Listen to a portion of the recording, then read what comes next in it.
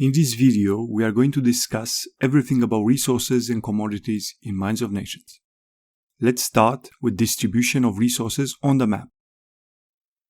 In the book Guns, Germs and Steel, Jared Diamond explains the ease with which seeds and animals move on the east-west axis on Terra compared to the north-south axis, as conditions and temperature change quicker over similar distances on the north-south axis.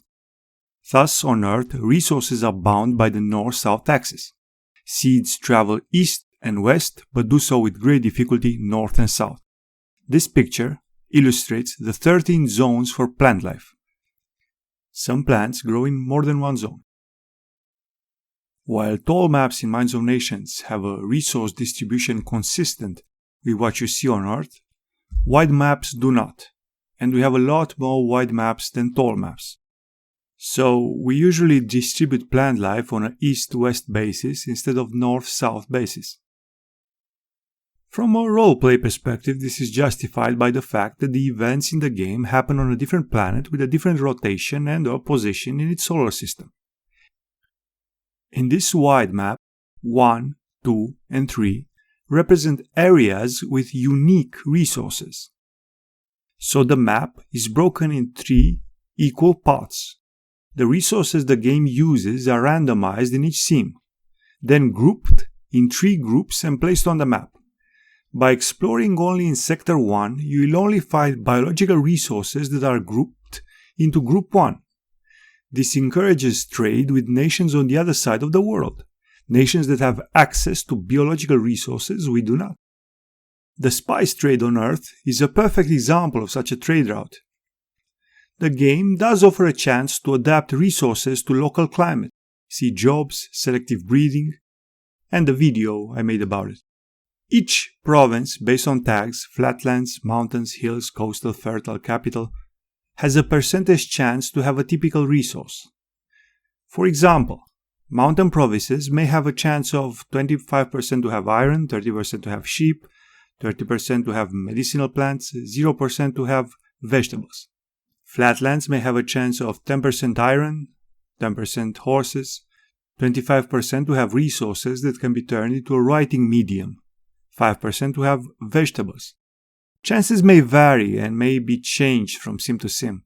The list above is just an example. It does not contain the full breadth of resources available in the game. Discovery.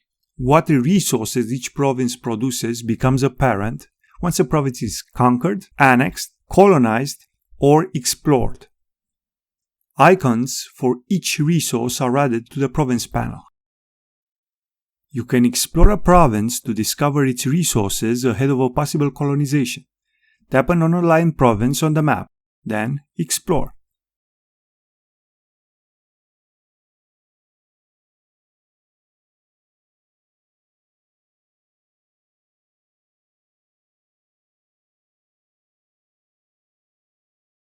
Some provinces also have rare one-time bonuses which will be applied after being colonized only if the province has already been explored. Resource usage. The easiest way to learn what each resource can do is to mouse over the resources icon or long tap on mobile. Let's look at elephants. They can be used to develop the circus trade. Elephants can be turned into war elephants or elephant tusks, a luxury item. Elephant tusks can in turn be used to upgrade traders, diplomats, or lifestyle. All the earnable trade revenue from this resource is available here as well. There's a more in-depth video about this on our YouTube, please check that out. Once you have too many elephants, you can release them or donate them, which will also give you a bonus and increase your investment ranking in the Hall of Fame.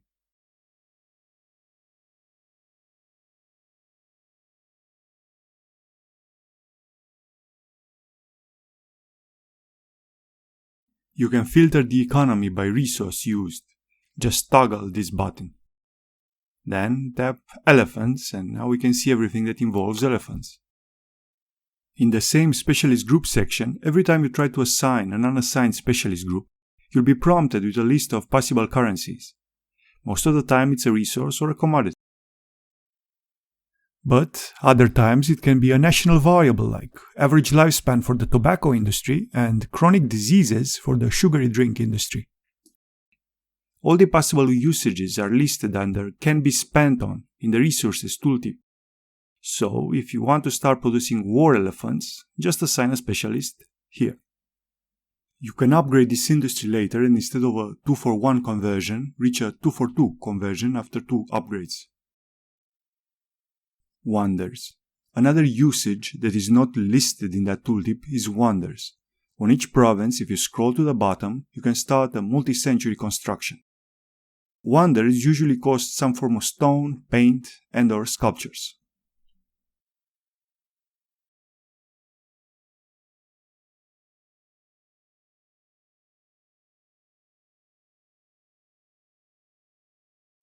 Military units. Every now and then, after a technical breakthrough, new units become available. Notice the P3 here. This means that this unit becomes available once physics and engineering reaches level 3. You can view unavailable units that will become available once technology is researched by clicking here. New units, once a technological level is researched, come in clumps of 3. Light units, medium units, heavy units. Light units only cost a little bit of gold. Medium units cost more gold and military equipment. Heavy units are the most expensive. They cost both gold and military equipment, but they are the strongest. Military equipment is produced from iron in the Specialist Group's military section. In the later game, you can also raise War Elephant Cavalry and War Rhino Cavalry. Selective breed biological resources.